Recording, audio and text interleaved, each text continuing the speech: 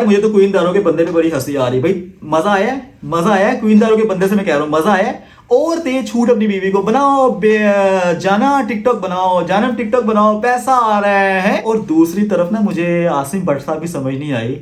आसिम भट्ट साहब मेरी बात सुने, जो एक औरत पैसों के लिए अपने बंदे को छोड़ सकती है वो आपको नहीं छोड़ सकती। और दूसरी बात, आपके पास इतना पैसा था, आपको क्या पड़ी थी यार यूज्ड माल पकड़ने की है। लेकिन यही अगर जब औरत पैसा कमाना शुरू करती है ना, तो वो कहती है कि मुझे अपने बंदे की जरूरत नहीं है। भूल जाने का हुनर मुझको सिखाते जाओ, जा रहे हो तो सभी नक्श मिटाते जाओ, चलो रस्मन ही सही, मुड़ के मुझे देख तो लो, तोड़ते तोड़ते ताल्लुक को निभाते जाओ।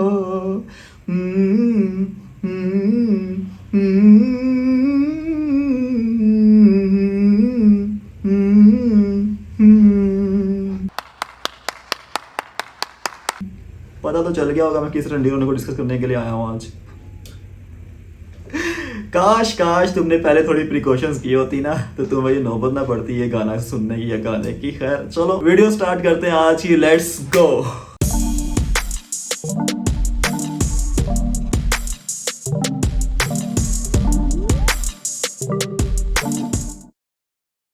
Round 1.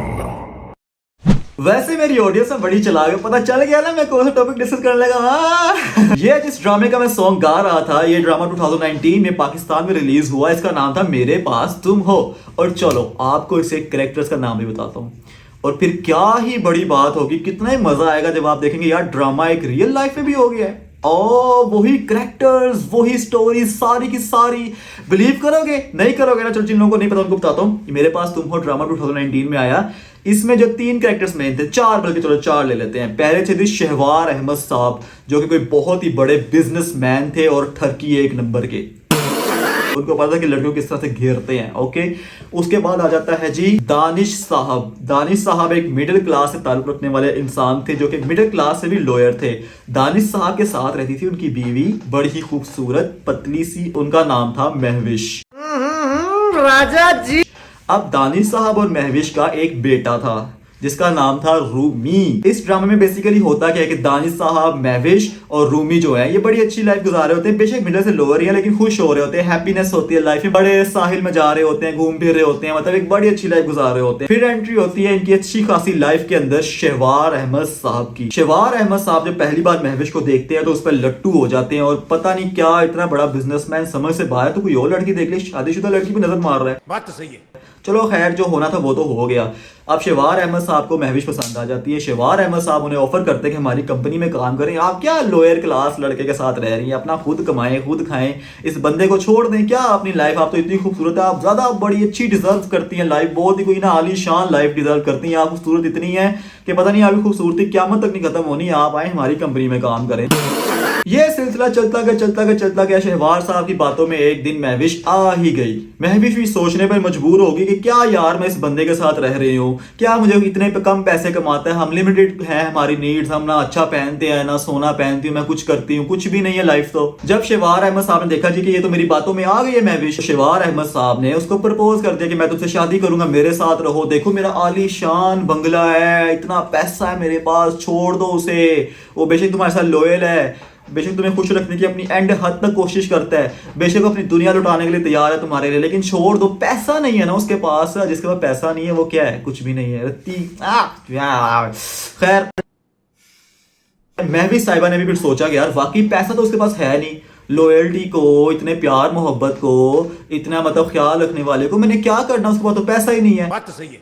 अब महवी साहिबा ने सोचा कि यार क्यों ना इस इंसान से मैं अपनी डिवोर्स ही ले लूं, छोड़ दूं इसको, क्या करना है। उधर मुझे इतना बिलियनियर मिलियनियर बंदा मुझे ऑफर कर रहा है मेरे साथ शादी करने के लिए, मैं उसके साथ शादी कर लेती हूँ। अब यहाँ पे दूसरी तरफ दानिश साहब भी बड़े समझदार थे, मर्द थे, ऑब्वियसली मर्द थे, औरत की हर चाल ढाल को मर्द पहचान लेता है कि इसकी इस टाइम क्या नीयत है, क्या चाह रही है। दानिश साहब को पहले पता चल गया हुआ था कि महविश मेरे हाथों से निकलना चाह रही है, क्योंकि यहाँ पे इसका गुजारा नहीं हो रहा। छोटे से 2 कमरों के फ्लैट के अंदर, फ्लैट में रहते थे बेसिकली, अपना घर भी नहीं था, किराए का फ्लैट था। दानिश साहब गवर्नमेंट जॉब करते थे, ना कोई रिश्वत लेते थे, कुछ भी नहीं करते थे। आपको पता है फिर हलाल कमाने वाले बंदे की जिंदगी थोड़ी सी मुश्किल होती है हमारी सोसाइटी में। तो दानिश साहब ने जब देखा कि यार ये तो महविश अब निकल रही है, ये खुद ही चाह रही है निकलना, तो दानिश साहब एक समझदार इंसान थे, उन्होंने बिल्कुल इसरार नहीं किया कि तुम क्यों जा रही हो, या निब्बों की तरह उन्होंने ऐसे नहीं किया मुझे छोड़ के ना जाओ, मैं मर जाऊंगा, मैं सरफ खा लूंगा, मैं लोटे मुंह पसा लूंगा, मैं फ्लश के अंदर करके मुंह अपना ऊपर से फ्लश कर दूंगा। दानिश साहब ऐसी कोई डायलॉगबाजी नहीं की, क्योंकि दानिश साहब मेरी तरह एक पढ़े लिखे और समझदार मर्द थे। उनको इस बात का पता था कि वफादार और समझदार औरत कभी भी आपका साथ नहीं छोड़ेगी। बेशक आप हाई से डाउन पे आ गए हो, ठीक है, आप बहुत ही गुर्बत की जिंदगी गुजार रहे हो, अगर वो आपके साथ लॉयल है, ठीक है, अगर आपसे वफादार है, समझदार औरत है, तो कभी आपका साथ नहीं छोड़ेगी। बेशक उसको 10,000 मिलियन लेयर आके उसको ऑफर कर देंगे, भाई हम तुम्हें इतने पैसे देंगे, हमसे शादी कर लो। Sign of a loyal and a wise women कि वो अपने बंदे को कभी किसी हाल में नहीं छोड़ती। बेशक उस बंदे के पास एक टाइम पे अरबों रुपया है, और बेशक उसके पास अब 1 रुपया भी नहीं है रोटी खाने के लिए, समझदार और वफादार औरत कभी भी उस मर्द का साथ नहीं छोड़ती। अब ये बात दानिश साहब समझ गए थे कि यार अब ये मेरी बीवी ना मेरी नहीं रही, अब मेरी नहीं रही, इसको बेशक मैं जबरदस्ती अपने घर रख लूंगा ना, अब वो मेरी है ही नहीं, उसके साथ रह के मैंने क्या करना है। तो दानिश साहब ने क्या किया, उसने कहा महवी साहिबा जाओ, तुम्हें आज़ाद किया, बात खत्म। कोई अगली बात ही नहीं की, क्योंकि मेरी तरह समझदार मर्द थे ना वो, उन्होंने अगली कोई बात ही नहीं की। उन्होंने कहा कि जाओ महवी साहिबा, तुम्हें तुम्हारी जिंदगी, तुम्हारा लाइफस्टाइल, तुम्हें तुम्हारे वो आने वाली जिंदगी सब कुछ मुबारक हो, तुम जा सकती हो, मैंने तुम्हें आज़ाद कर दिया है। अब जब महवी साहिबा लालची औरत गोल्ड टिगर ने जब इस बात को देखा कि जिसके नज़दीक लॉयल्टी, प्यार, मोहब्बत ये सब सेकेंडरी थिंग्स आती हैं, पैसा सबसे ज़्यादा होता है, उसने जब ये चीज़ देखी कि वाकई मेरा बंदा मुझे छोड़ आए तो मेरे लिए और अपॉर्चुनिटी होगी, और आसान हो गया उसको शहवार साहब को हासिल करना। तो उसी टाइम महवी साहिबा ने फ़ोन मिलाया शहवार साहब को, शहवार साहब आके मुझे ले जाए, मुझे छोड़ने के लिए तैयार है। अब सुनते जाए, लिटरली इस ड्रामे के एंड में मेरी आंखों से खुद आंसू निकल आए थे, मैं कंट्रोल नहीं कर पाया था। लिटरली मैं इतना मतलब हूँ नहीं इतना मतलब वीक बंदा, लेकिन मैं कंट्रोल नहीं कर पाया था। एंडिंग ही इतनी गंदी हुई थी इस ड्रामे की। अब देखिए होता क्या है जी कि अब एक माहौल बना हुआ है, ठीक है, मुझे समझ ले मैं दानिश साहब हूँ, ठीक है, सामने शहवार साहब आके बैठ गए हैं मेरी बीवी को लेके जाने के लिए मेरी आंखों के सामने, क्योंकि वो दानिश साहब की बीवी जो महविश है वो एग्री है, वो मुझे छोड़ने के लिए एग्री है। मैं क्या कर सकता हूँ, मैं कैसे उसको जंजीरों से बांध के घर में तो नहीं रख सकता, ना कोई और तरीका कर सकता हूँ, वो एग्री है जाने के लिए, ठीक है। अब मैं बैठा हूँ, मैं दानिश साहब हूँ, वो सामने शहवार साहब बैठे हुए हैं, ठीक है।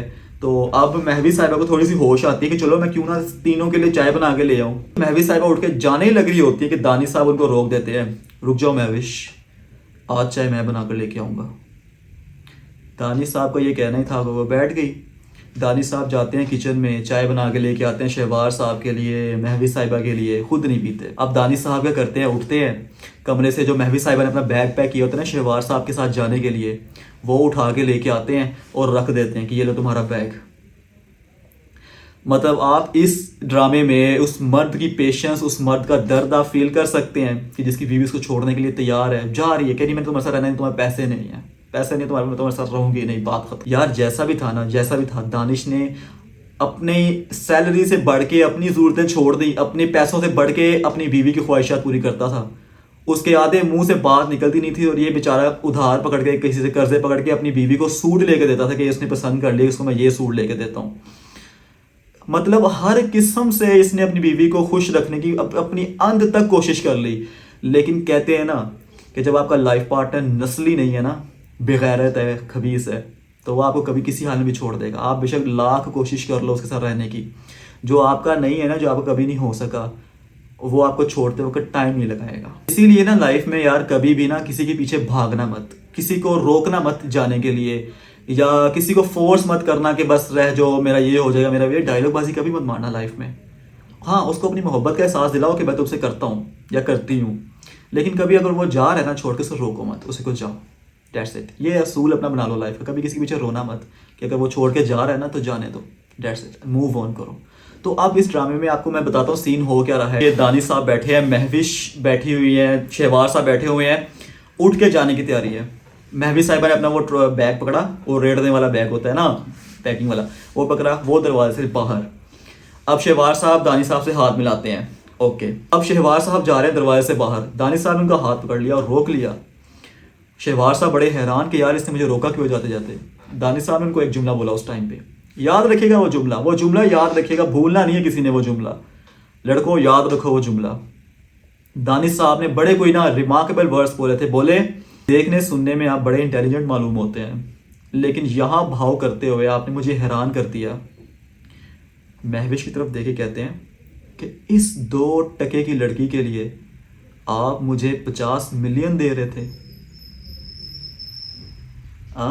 देखा देखा देखा, मजा आया ना डायलॉग का। इस 2 टके की लड़की के लिए आप मुझे 50 मिलियन दे रहे थे। 2 टके की लड़की, जिस औरत में वफादारी खत्म हो जाती है ना, उसकी औकात 2 टके की भी नहीं रहती। बेशक जितनी मर्जी खूबसूरत हो, जितनी मर्जी मिस वर्ल्ड हो, जितनी मर्जी लेडी डियाना बन के फिरे, उसमें वफादारी समझदारी नहीं है ना, तो वो औरत 2 टके की भी नहीं है। ये महवी साहिबा जा रही हैं और इंतहा की बेगैरत कि जिसने पैसों के लिए, सिर्फ पैसों के लिए, गोल्ड डिगर औरत कि जिसने सिर्फ पैसों के लिए अपने मर्द को और अपने 11-12 साल के बच्चे रूमी को छोड़ दिया। और आपको पता है इस ड्रामे के बाद, इस ड्रामे का जो राइटर खलीलुर रहमान कमर साहब, उनकी मैं दिल से बहुत रिस्पेक्ट करता हूँ, उन पे कुछ जाहिल औरतों ने, जो कि आजकल औरत मार्च भी चल रहा है, इन जाहिल औरतों ने खलीलुर रहमान कमर को इतना टारगेट किया, और ऑल ओवर द पाकिस्तान औरतों ने, जो कि पागल दिमाग की होती हैं, जिनके पेज ढीले होते हैं, उन्होंने इतना टारगेट किया कि तो औरत की तौहीन हो गई है।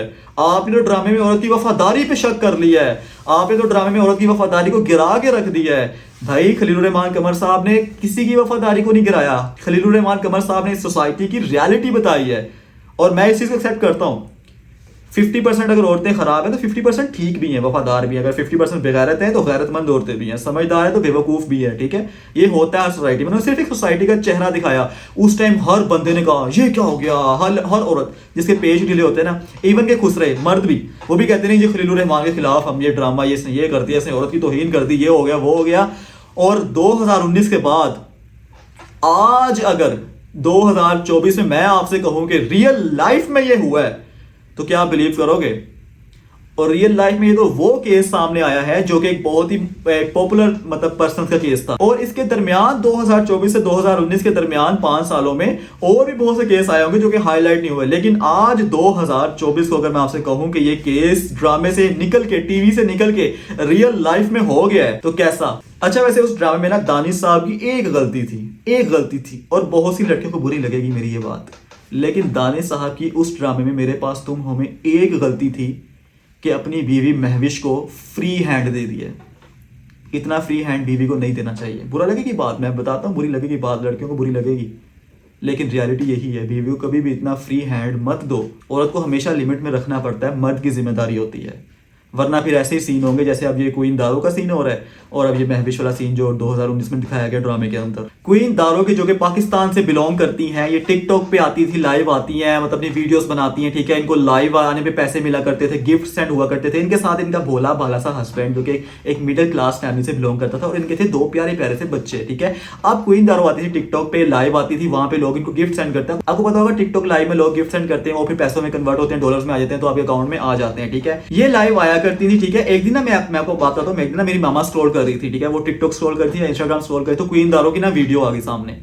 तो मैं तो क्वीन दारो को उससे पहले भी जानता था, मेरी मामा ने उसकी वीडियो देख ली और ना मुझे दिखाती कि देखो लड़की कितनी अच्छी है। मैंने कहा मामा जी मेरी ना आज एक बात लिख लें। मैंने आज से कुछ साल 1.5 साल पहले प्रेडिक्शन की थी। मैंने कहा मामा जी मेरी ना एक बात लिख लें, ये अपने बंदे को छोड़ जाएगी। और आई डोंट नो, मेरे अंदर ना अल्लाह ने एक खसूसियत दी है, मेरी सलाहियत है, क्या है, अल्लाह का करम है कि मैं देखते साथ ही बता देता हूँ कि कौन सी और वफादार होगी, कौन सी और वफादार नहीं होगी, ठीक है। पता चल जाता है, मर्द को पता चल जाता है। खैर कुछ मर्द होते हैं बेवकूफ़ जो कि झांसे में आ जाते हैं, नहीं पता चलता उनको। मैंने 1.5 साल पहले या साल पहले अपनी मामा को ये टिकटॉक स्क्रॉल करते हुए देख रहा था, तो मैंने उनको कहा था, मैंने कहा ये अपने बंदे को छोड़ जाएगी, बेवफा औरत है ये। उन्होंने बिलीव नहीं किया, ऐसे फजूल ना बोला करो, कुछ नहीं होता। तो आज मैंने उनको दोबारा रिमाइंड करवाया। मैंने कहा मामा जी देखें, आपको मैं एक बात कहता था आज से साल या 1.5 साल पहले कि ये अपने बंदे को छोड़ जाएगी, अपनी फैमिली को छोड़ जाएगी, वही हुई कि नहीं हुई? कहती हाँ वही होगी। तो वही बात हुई। तो क्वीन दारो टिकटॉक पे लाइव आया करती थी, ठीक है, इसको गिफ्ट मिला करते थे। आसिम भट्ट कि जिसने रियल लाइफ में शहवार साहब का कैरेक्टर था, ठीक है, आसिम भट्ट ये बड़ा अमीर बंदा है, इसने क्या किया कि क्वीन दारो को टिकटॉक पे गिफ्ट भेजना सेंड कर दे। गिफ्ट कोई छोटे मोटे नहीं, किसी गोल्ड डिगर को, किसी लड़की को उसकी वफादारी देखनी हो ना, उसके आगे पैसा फेंको, सोना फेंको, पता चल जाएगा कितनी वफादार है। ठीक है, आसिम भट्ट साहब ने इसको गिफ्ट में $100, $200, इन अदर वर्ड पाउंड्स कह लो, 400 पाउंड्स, 500 पाउंड्स, 1000 पाउंड्स तक, जो कि पाकिस्तानी 8-9 लाख बनता है, वो क्वीन दारा को टिकटॉक पे गिफ्ट सेंड किया करते थे। ठीक है, शेयर्स, तो वो डॉलर में कन्वर्ट हो जाया करते थे। अब ये क्वीन दारो, गोल्ड डिगर, लालची से देखा जिसके पास तो बड़ा पैसा है, मेरा बंदा क्या, इसके पास तो पैसा ही नहीं है, जो कमा रही हूँ मैं ही कमा रही हूँ टिकटॉक से, अल्लाह ने मुझे इतना रूज दे दिया है, इस बंदे के पास क्या है, ये इसके पास तो कुछ भी नहीं है।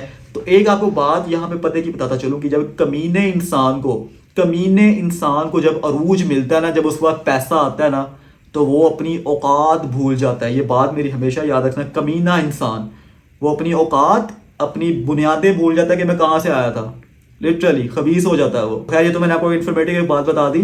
तो यही बात यहाँ पे हुई क्वीन दारो के साथ। क्वीन दारो को वो गिफ्ट सेंड करता था, इसके आंखों में ना वो डॉलर के साइन बनना शुरू हो गए कि ये बंदा, जाहिर बात है। फिर प्राइवेट में इनबॉक्स में भी बात हुई। अब यहाँ पर जो मैं आपको बात बता रहा था कि इसके बंदे की, दानिश साहब की रियल लाइफ में गलती क्या थी कि इसने अपनी बीवी महविश को खुली छूट दे रखी थी क्वीन दारो को कि जैसे मर्जी टिकटॉक बनाओ, जो मर्जी करो, मैं तुम्हारे अकाउंट नहीं देखूंगा, जो मर्जी दिल करता तुम्हारा करो। तो क्वीन दारो आका महविश ने भी कहा, लो जी खुला हैंड मिल गया है, अब तो आसिम भट्ट साहब से बातें करेंगे। ठीक है, इन दोनों की आपस में होगी सेटिंग। तो क्वीन दारो ने कहा जी कि क्या इस मोटे से बंदे के साथ मैंने रहना है, इसका तो मिडिल क्लास है, मैं क्यों इसके साथ रहूं जी, मैं तो उसके पास चाहती हूँ, पैसा जिसके पास है, पैसा तो मैं ही कमाई जा रही हूँ। और मेरी एक बात एक और पते की वाला को बताता चलूं कि जब औरत के पास पैसा आता है ना, तो अपने बंदे को वो कुछ नहीं समझती, बेगैरत औरत के पास। ठीक है, समझदार और वफादार औरत की बात नहीं हो रही यहाँ पर। मैं जब भी यहाँ पे बात करता हूँ एग्जाम्पल देने के लिए, तो समझो हमेशा लो लेवल की, पल्ले दर्जे की खबीस औरत की बात हो रही होती है कि अगर उसके पास पैसा आ रहा है, वो कमाना शुरू कर देती है ना, अपने बंदे को वो कुछ नहीं समझती। बात आप नोट करके देख लेना। शादी हुई है, ठीक है, कुछ साल रहे हैं, बीवी नहीं कमा रही, बंदा ही कमा रहा है, सब घर में सब कुछ ठीक ठाक चल रहा है, कुछ नहीं हो रहा, कोई दंगा फसाद नहीं हो रहा, बंदा भी बड़ा अच्छा लग रहा है, बंदे को बीवी भी शुरू से तो अच्छी लगती है। अब क्या होता है जी कि बीवी भी कमाना शुरू कर देती है बंदे से ज़्यादा। अब बीवी के अंदर ना बात आती है कि मैं तो इससे ज़्यादा कमाती हूँ, मैं क्यों इसकी बातें सुनूं, मैं क्यों इसके अंडर रहूं। जो होती है ना बदनस्ली औरतें, वो अपनी औकात भूल जाती हैं। फिर जब बीवी कमाना शुरू कर देती है ना, फिर बंदे की छोटी छोटी बात भी ना बड़ी लगना शुरू हो जाती है। लिटरली वो कहती है ये बंदा ऐसे तो मुझे मारता है, मुझे रोज़ गोलियां मारता है, मैं तो ऑपरेशन करा के आती हूँ फिर ठीक होती हूँ, तो मुझे ऐसे उसने उस बंदे ने ना बेचारे ने अगर उस बंदे बेचारे ने ऐसे करके पेन भी ऐसे कर दिया ना, ऐसे लग गया, ऐसे करके लग गया ना पेन, हुई उससे मुझे इतनी खींच के मारा, मेरा निशान लग गया, टांगे लग गए, पता नहीं क्या क्या क्या। ये तब भी होता है जब औरत कमाना शुरू कर देती है। तो यही सेम क्वीन दारो की स्टोरी में भी हुआ है। कमाती थी, पैसा था, बंदे को कोई समझता है कुछ भी नहीं। मैक्सिमम आप शादी के 10 साल गुजार लोगे अच्छी खुशी ना, उसके बाद अगर आपको पैसा आ गया ना तो आपको ज़रूरत ही नहीं। और जब बंदा पैसा कमाता है ना, मर्द पैसा कमाता है, उसकी ये फिक्र होती है मैंने अपने बच्चों को अच्छा लाइफस्टाइल देना है, मैंने अपनी बीवी पे अच्छा खर्च करना है, इनकी ज़रूरत है, ये मेरी फैमिली है, मैं इनको छोड़ नहीं सकता किसी भी हाल में। लेकिन यही अगर जब औरत पैसा कमाना शुरू करती है ना, तो वो कहती है कि मुझे अपने बंदे की ज़रूरत नहीं है। लिटरली ये डार्क रियलिटी है। कुछ लड़कियों को मेरी बात बुरी लग रही होगी, लगे, लेकिन ये रियलिटी है। आई एम सॉरी, लेकिन ये रियलिटी है, मैंने एक्सपीरियंस किया हुआ खुद अपनी लाइफ में। तो यही बात होती है, क्वीन दारो एक सोशल मीडिया की पर्सनैलिटी है, ठीक है। इसने क्या किया जी कि रातों रात ही पता चलता है जी आसिम भट्ट नामी शख्स के साथ इनका निकाह हो गया। निकाह की वीडियो, निकाह की पिक्चर्स आप स्क्रीन पर देख रहे होंगे, ये वायरल हो चुकी हुई है, ठीक है, सबको पता चल गया इनका निकाह हो गया। और इसने अपने दोनों बच्चों और हस्बैंड को छोड़ दिया उसके लिए ना, कहीं उस बच्चों का जिक्र नहीं आ रहा, कहीं पे पता नहीं चल रहा कि बच्चे साथ गए नहीं गए, बच्चे अपने हस्बैंड के पास ही हैं इसके। तो जब मैंने ये सोशल मीडिया पे इनकी स्टोरी देखी, लिटरली मेरे पास तुम हो ड्रामा के जो कैरेक्टर्स थे वो रियल लाइफ में देखे, तो खलीलुर रहमान कमर साहब के लिए रिस्पेक्ट और भी बढ़ गई कि इतना दूरंदेश बंदा जिसने पहले ही ये बता दिया कि भाई ये बातें होती हैं सोसाइटी में, ये होनी है आगे भी, और वो हो गई। और मुझे ना लिटरली बड़ी खुशी हुई इस बंदे की हालत देख के, जिसको छोड़ के गई है ना, मुझे लिटरली उस बंदे पे हंसी आ रही है। उसके बच्चों पे, खैर बच्चों का तो कोई कसूर नहीं था, उसके बंदे पे हंसी आ रही है कि जिस आदमी को ना, जिस मर्द को औरत की कमाई खाने का चस्का पड़ जाता है ना, वो बेगैरत हो जाता है। औरत की कमाई का चस्का जिस आदमी को पड़ता है वो बेगैरत हो जाते हैं लिटरली। वो चाहते हैं कि बस हमारी बीवी कमा रही है और जहां मर्जी जाए, उनको नहीं परवाह कि मेरी बीवी रातों रातों को आ रही है, कहाँ आ रही है, किससे घूम रही है, किससे मतलब किसके साथ रह रही है, उसको कोई टेंशन नहीं है। उस बेगैरत मर्द को सिर्फ इतना पता है कि मुझे पैसे मिल रहे हैं, मेरी बीवी मुझे मतलब पा रही है, पैसे दे रही है, मेरे मुंह को रोटी लगी हुई है, पहाड़ में जाए गैरत, मुझे इससे कोई सरोकार नहीं। मेरी बीवी सुबह किसके साथ है, शाम किसके साथ है, मुझे बस बीवी कमा के दे रही है। ये नहीं देखना कैसे कमा रही है, किस क्या सोर्सेज क्या कमाने के, वो किस किस बंदे के साथ फिर रही है, बाहर इंटरेक्शन कर रही है। सबसे बड़ा बेगैरत मर्द वो होता है कि जो औरत की कमाई पे नजर डाल के बैठा होता है कि मेरी बीवी कमा के लेके आएगी तो मैं खाऊंगा, और इसी की आड़ में वो औरत के नजर ही नहीं रख रहा है कि मेरी बीवी कर क्या रही है। और गैरतमंद मर्द वो होता है कि जिसको औरत की कमाई से कोई सरोकार नहीं होता और फिर भी वो औरत पे नजर रख रहा होता है कि मेरी बीवी कहाँ जा रही है, किसी गलत जगह तो नहीं है, ये तो नहीं है, वो तो नहीं। खैर मेरा तो एक अपना ही है ना एक नजरिया कि मुझे चाहिए नहीं कमाने वाली, मुझे बिल्कुल नहीं चाहिए, क्योंकि मैं खुद कमाऊंगा और खुद ही अपनी फैमिली को सर्व करूंगा। मुझे कमाने वाली नहीं चाहिए, मुझे जॉब करने वाली नहीं चाहिए, क्योंकि मुझे पता है ना आजकल के हालात जो हैं बाहर, ठीक है। तो मुझे तो बिल्कुल नहीं चाहिए। मुझे कोई लड़की करती है ना कि मैं डॉक्टर बन जाऊंगी, हम शादी कर लेंगे बाद में, कहा नहीं, अगर तुमने डॉक्टर बनना है ना तो प्लीज़ मेरे साथ ना रहो, अगर तुमने जॉब करनी तो प्लीज़ मेरे साथ ना रहो, we are not for each other, sorry. मैं पहले ऐसे बात कर देता हूँ। मैं अपनी जॉब पे गया हूँगा, ठीक है, अपना काम करूँगा, बिजनेस होगा, जो भी होगा, मैं पीछे ये 24 घंटे यही सोचता रहूँ, बैठता रहूँ कि हाँ मेरी बीवी इस टाइम कहाँ पे होगी, क्या किन मर्दों में वो काम कर रही होगी, ठीक। ये दिल नहीं मानता है, गैरत नहीं मानती, सिंपल सी बात है। मेरा नहीं दिल करता औरत बाहर जाए मेरी घर से। औरत छुपने वाली चीज़ है, ठीक है। औरत का मतलब ये सतर, औरत छुपा देने वाली चीज़ है, छुपने वाली चीज़ है, वो घर में ही अच्छी लगती है। जितनी घर में होती है उतनी अच्छी खूबसूरत और अच्छी लगती है। यार मुझे तो क्वीन दारो के बंदे पे बड़ी हंसी आ रही है भाई। मजा आया है क्वीन दारो के बंदे से, मैं कह रहा हूँ मजा आया है। और तेज छूट अपनी बीवी को बनाओ, जाना टिकटॉक बनाओ, पैसा आ रहा है। बीवी के साथ खुद टिकटॉक में आया करता था। मुझे कसम से बड़ा हंसी आ रही, मुझे कसम में बड़ा सुकून मिल रहा है। देखो जब आप इस्लाम से दूर जाते हो ना तो आपकी लाइफ सत्यानाश हो जाती है। और मुझे यकीन मानो मुझे कोई दुख नहीं हुआ उस बंदे पे, मुझे उस बंदे पे बड़ी हंसी आई क्योंकि तेरी बीवी की कमाई लग गई हुई थी, ठीक है, चस्का लग गया हुआ था ना, तो अब वो चस्का ऐसे ही उतरता है। और दूसरी तरफ ना मुझे आसिम भट्ट साहब की समझ नहीं आई। आसिम भट्ट साहब मेरी बात सुने, जो एक औरत पैसों के लिए अपने बंदे को छोड़ सकती है वो आपको नहीं छोड़ सकती। और दूसरी बात, आपके पास इतना पैसा था, आपको क्या पड़ी थी यार यूज्ड माल पकड़ने की, है। मुझे ये समझ नहीं आई वैसे आसिम भट्ट साहब की। खैर बातें तो बहुत करने को है, लेकिन आज की वीडियो में यहीं पर एंड करता हूँ। सब अपना ख्याल रखिएगा। मुझे कमेंट सेक्शन में अपनी राय के बारे में जरूर बताइएगा। मेरी सारी बातें, सारी नसीहतें आपने सुनी, वीडियो भी देखी, तो मुझे कमेंट सेक्शन में जरूर बताइएगा कि मेरी बातों से आप एग्री करते हैं या नहीं करते। तो तब तक के लिए अपना बहुत ख्याल रखिएगा। यार आते हो चैनल पे सब्सक्राइब कर दिया करो, बेल नोटिफिकेशन प्रेस किया करें साथ साथ, ठीक है। कमेंट लाइक भी करना ना भूला करें, शेयर भी कर दिया करें, ओके। अपना बहुत ख्याल रखिएगा। मिलते हैं जी आपसे नेक्स्ट वीडियो में। अस्सलाम वालेकुम रहमतुल्लाह।